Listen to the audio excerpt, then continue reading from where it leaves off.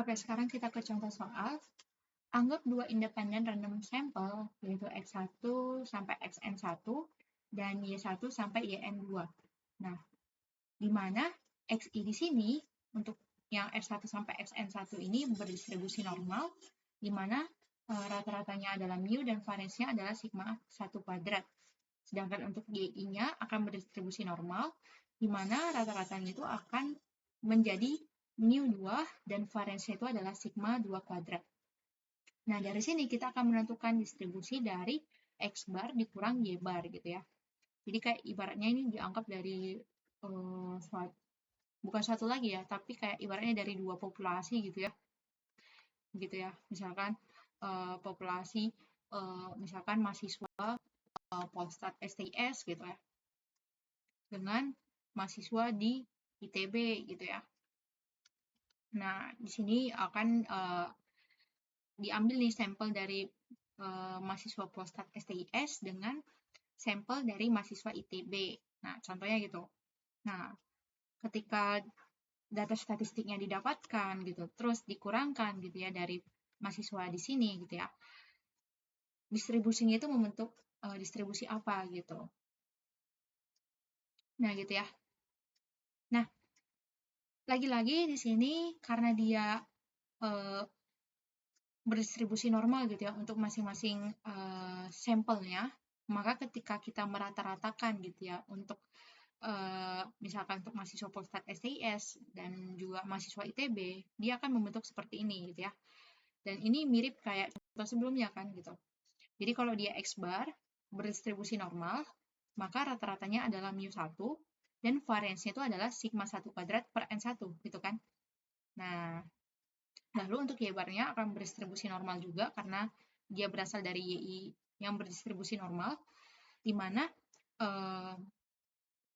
rata-ratanya itu adalah mu2 dan variansinya itu adalah sigma 2 kuadrat per N2. Gitu ya. Lalu dari sini kita akan menentukan distribusi samplingnya dari teknik MGF.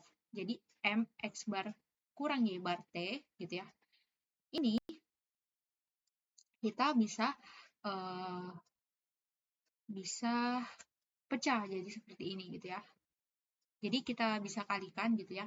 Cuman karena ini min Y bar, maka minnya ini akan pindah ke samping T-nya gitu. Jadi T-nya itu akan bernilai negatif gitu. Nah gitu ya. Jadi MX bar T kali MY bar min T. Lalu dari sini ya kita harus tahu lagi gitu ya. MGF dari distribusi normal. Di sini aku coba recall terus gitu ya supaya teman-teman bisa langsung ingat gitu. MGF dari distribusi normal. Oh, aku tahu nih. Rumusnya adalah mu T tambah setengah sigma kuadrat T kuadrat. Tapi ada yang kurang. Kurangnya adalah eksponensial. Nah, gitu. Jadi ketika teman-teman terus mengulang-ulang gitu ya, pasti teman-teman langsung ingat gitu ya. Tanpa harus menghafal.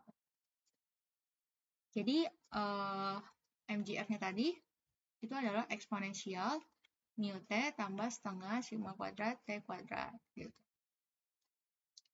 Nah, dari sini karena dia memuat dari X bar dan juga Y bar, ya berarti kita ikutin yang seperti ini gitu ya.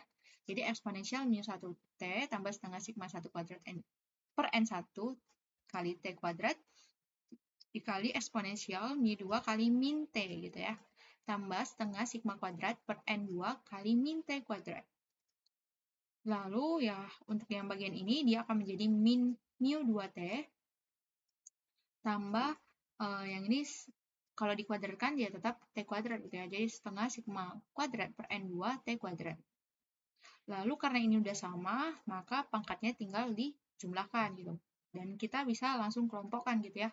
Untuk yang ini dan yang ini gitu ya. Jadinya eksponensial mu1 kurang mu2 dikali T. Sedangkan yang ini kita kelompokkan juga.